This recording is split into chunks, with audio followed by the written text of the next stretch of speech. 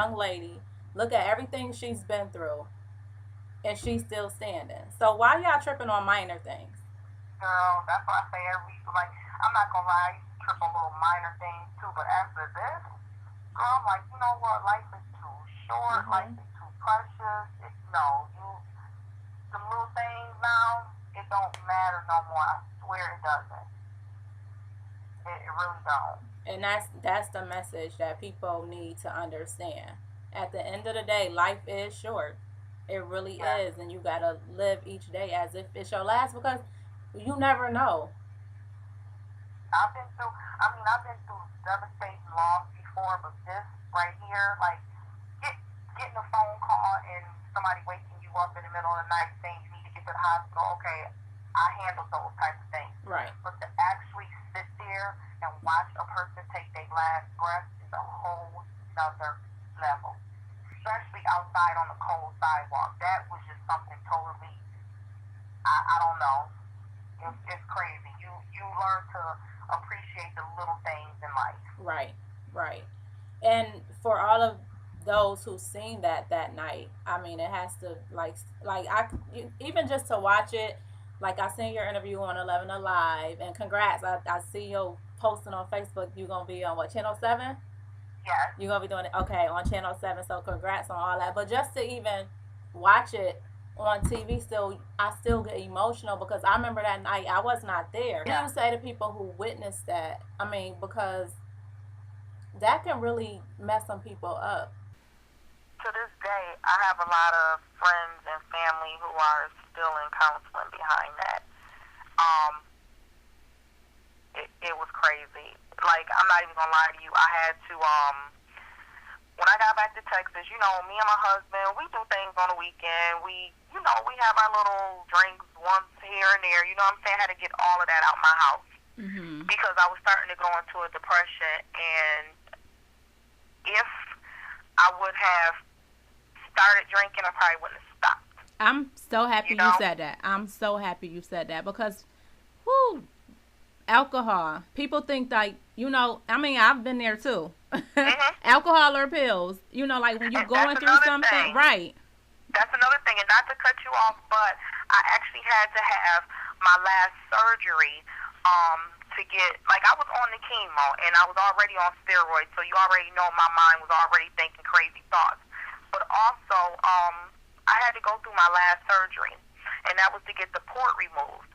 I wasn't in that much pain, but she wrote me a prescription for, I think it was codeine. I told her she can have that back. Yes. And she was like, "Are you sure?" I was like, "I'll take some Tylenol." I said, because how depressed I am, I can get hooked on some mess like this. So I wouldn't drink or I wouldn't take pills for a while because of that simple fact that I didn't want to go downhill. I already knew I was depressed. I mean, I knew that. It was obvious, but I didn't want to go downhill. Proud to say you are a cancer survivor. Yes, I am. And how did you get through that? Because you're young. Early, we don't really think about that. And now that people are so aware of cancer, breast cancer, and it's like, to get a mammogram, they say, what, you're supposed to be in your 40s to get one. Now it's so scary. It's like, should I get one in my 30s? Because, girl, a colonoscopy, you're not supposed to get one of those until you're like 50, they say. Over 50. You're not supposed to get one of those.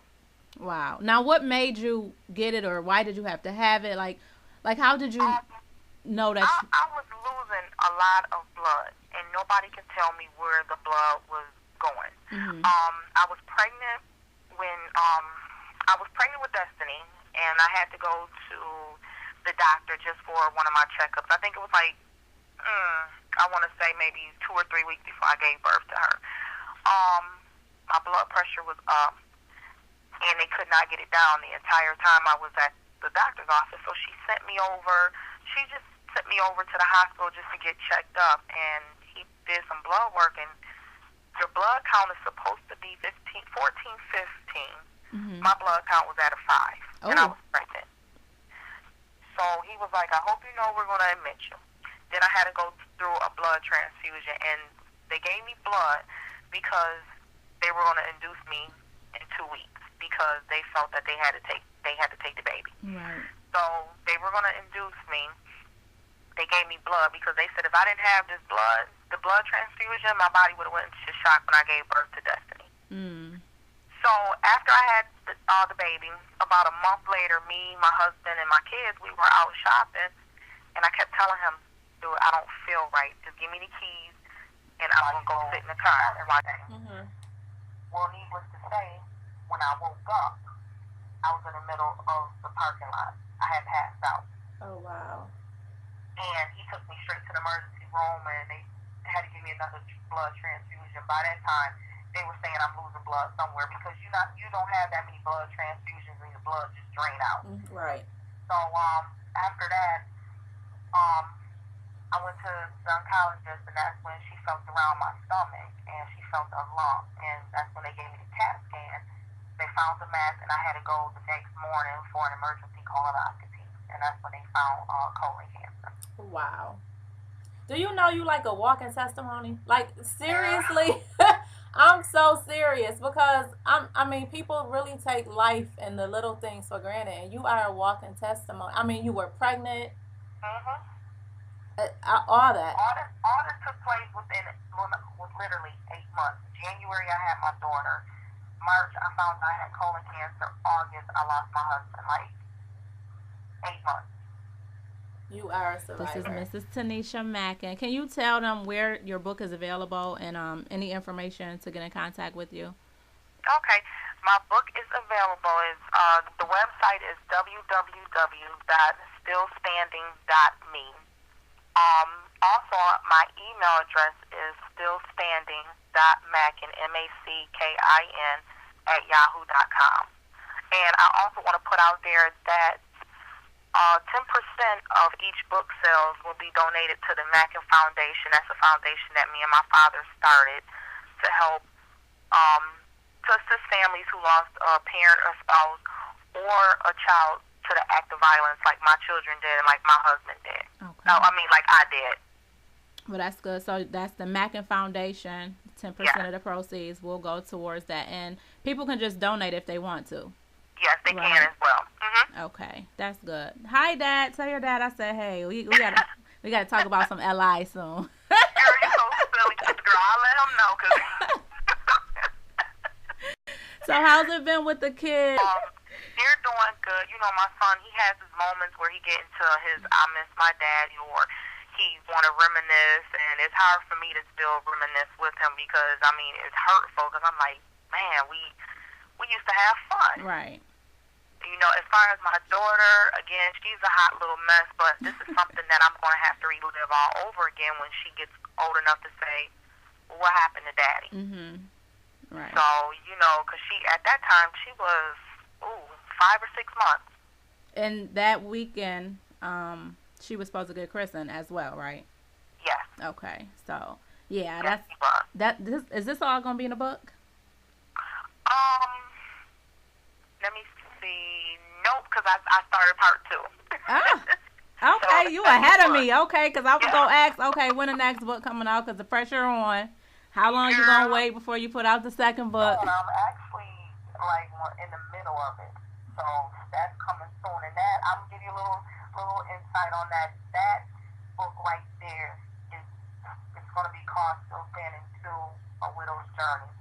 Life after my husband. Things I have to go through. All right. Like, I never expected in a million years to be a single parent. Never.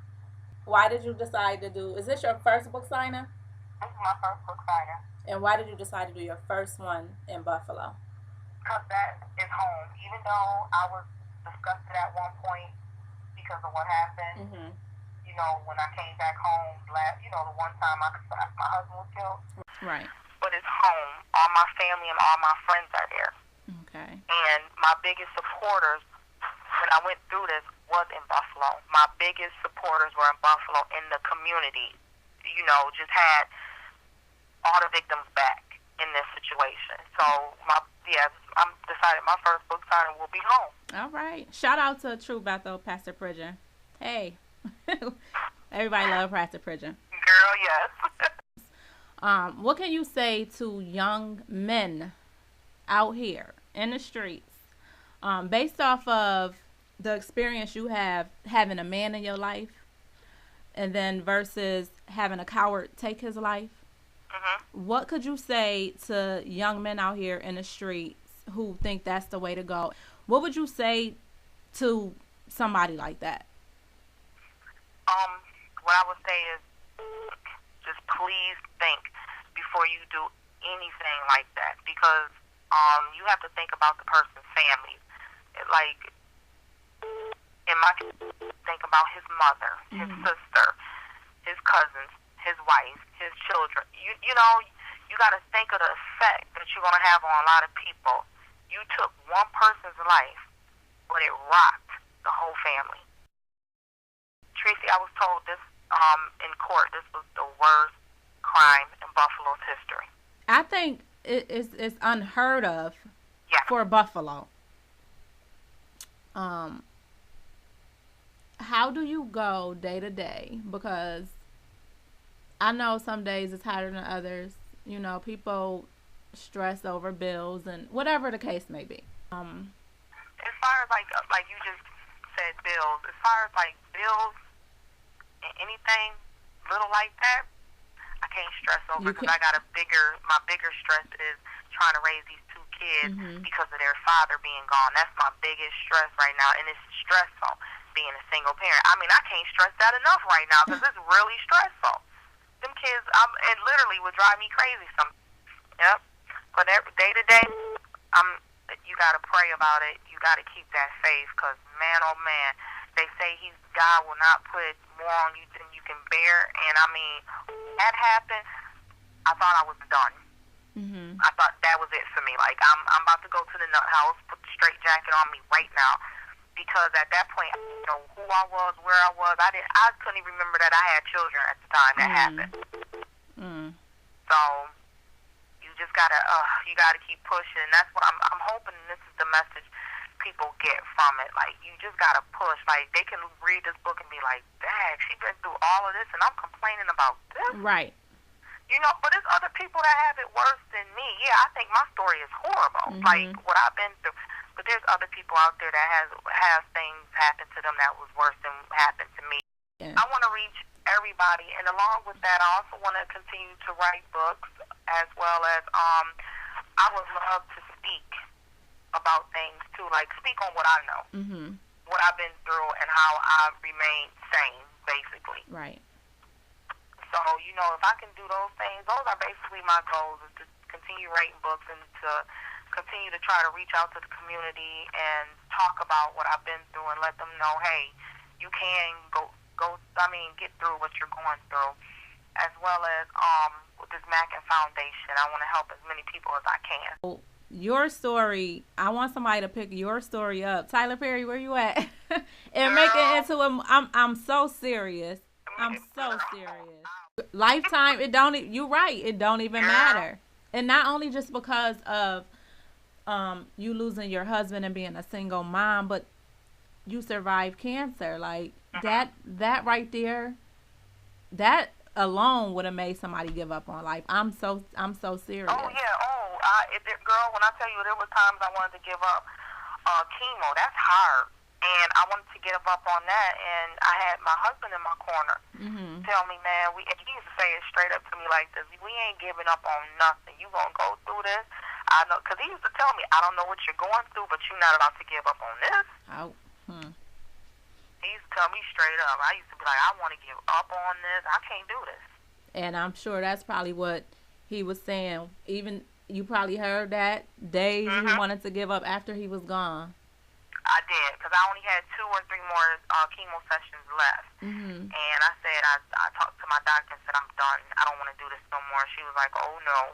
Oh, wow. She was like, you think and she said it, she was like, you really think he will let you give up on this? And I'm like, well, you know, you're absolutely right.